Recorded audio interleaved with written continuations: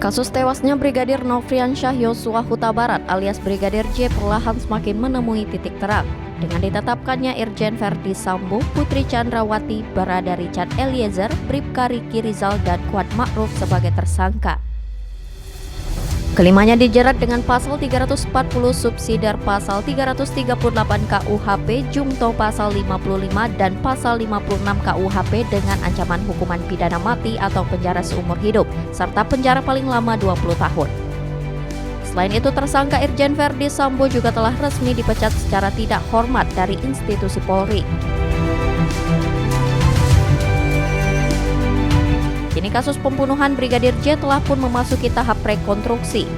Berikut Go Spotlight telah merangkum sejumlah fakta-fakta yang terjadi saat rekonstruksi tersebut dilakukan.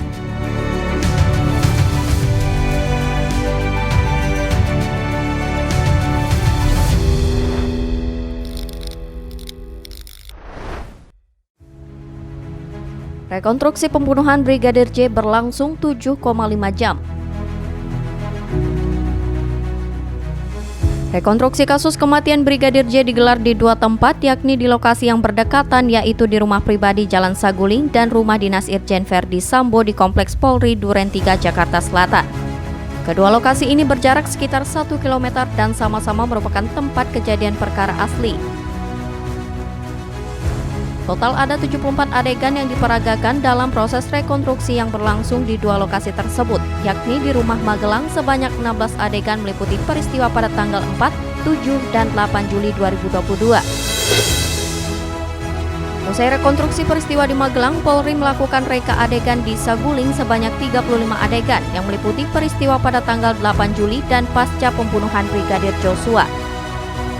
Kemudian dilanjutkan dengan reka adegan apa yang terjadi di rumah dinas Kadif Propam di Kompleks Duren 3 sebanyak 27 adegan.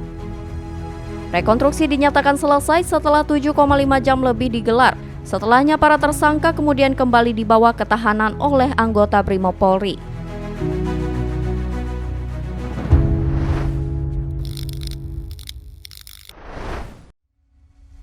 Lima tersangka pembunuhan dihadirkan.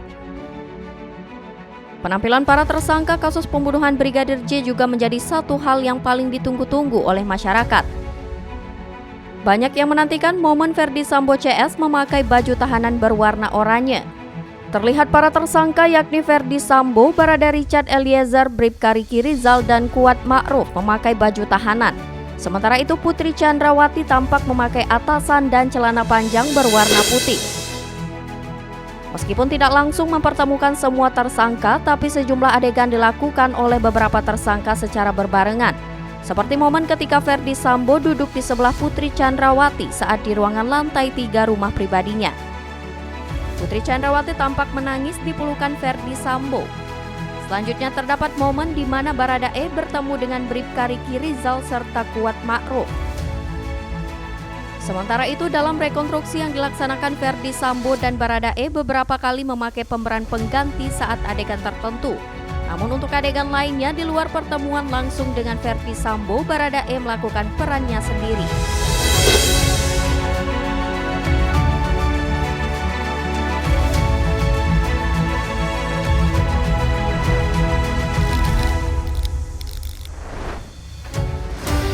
Pengacara keluarga Brigadir J tidak diizinkan datang. Kuasa hukum keluarga Brigadir J, Kamarudin Simanjuntak, tak diizinkan memantau rekonstruksi perkara. Kamarudin mengaku dirinya diusir oleh Direktur Tindak Pidana Umum Dirtipidum Bareskrim, Brigjen Andirian. Kamarudin mengatakan pihak pelapor tidak diizinkan masuk ke dalam tempat rekonstruksi dan hanya dipersilakan memantau dari luar. Kami sudah di sini menunggu sedemikian rupa, yang boleh ikut rekonstruksi hanya penyidik, kemudian tersangka, kemudian pengacara tersangka, kemudian LPSK ya, Komnas HAM, Brimob dan sebagainya kan itu. Jadi sementara kami dari pelapor tak boleh lihat. Suatu pelanggaran hukum yang sangat berat.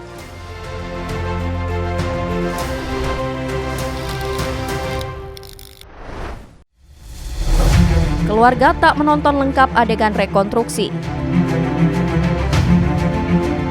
Ayah Brigadir J Samuel Huta Barat mengatakan bahwa keluarga yang berada di Sungai Bahar, Jambi tidak bisa menonton lengkap adegan rekonstruksi pembunuhan Brigadir Joshua di televisi, lantaran beberapa video ada yang terpotong.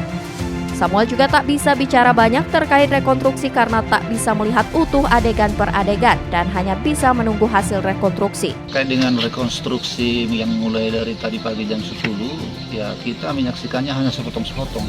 Dikarenakan sesuatu hal di Sungai Bahar, jadi nggak bisa kita menyaksikan secara mendetail apa yang dilakukan di dalam rekonstruksi.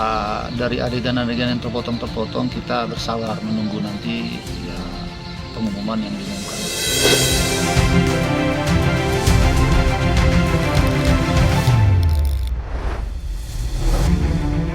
Polri belum temukan benang merah rekonstruksi ulang kematian Brigadir J. Dirtipidum Bareskrim Polri Brigjen Andi Rian mengatakan rekonstruksi ulang kematian Brigadir J bak benang hitam. Sebab pihaknya masih belum mendapatkan benang merah terkait hal tersebut. Lebih lanjut, ia menuturkan bahwa terdapat perbedaan pengakuan terkait gelar rekonstruksi dan perbedaan pandangan antara Baradae dan Irjen Pol Verdi Sambo.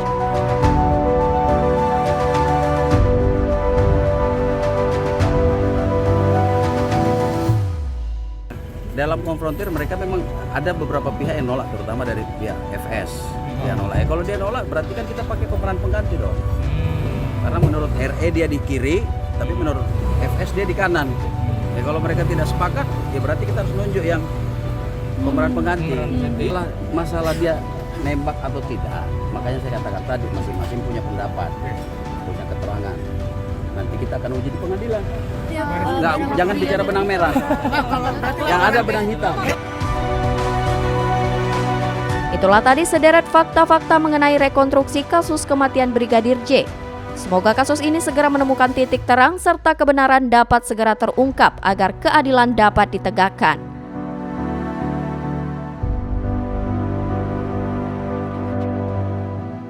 Saksikan terus tayangan menarik Go Spotlight lainnya setiap hari Sabtu jam 4 sore hanya di channel YouTube Go TV Program.